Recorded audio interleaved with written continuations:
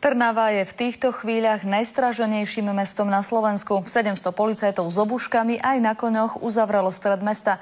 Vodné dielo Obrnený transportér má zabrániť stretom medzi futbalovými chuligánmi. V Trnave sa začalo veľké 112. futbalové derby medzi Spartakom a Slovanom Bratislava.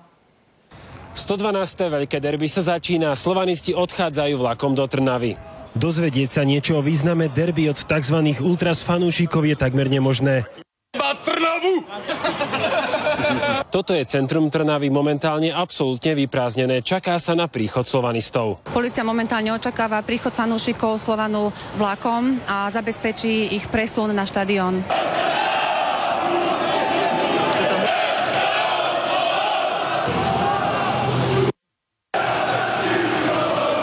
Starší fanúšikovia na históriu derby už iba spomínajú. Nemám na to slovo. Chodilo sem veľa ľudí, ale nebolo to takéto búrlivé. Každý prišli osobné, alebo ako... Aj sa bijavali takto? Nie, to nebolo. Do bezpečnostných opatrení sme nasadili asi 700 policajtov. Nasadená je aj špeciálna technika, vodné dielo, Obrnený transportér, takisto prišla z Bratislavy aj jazdná polícia. Podľa našich odhadov pricestovalo do Trnavy vlakom asi 700 fanúšikov Slovanu. To znamená, že každý mal svojho vlastného policajta. Rado Igas, televízia Markíza.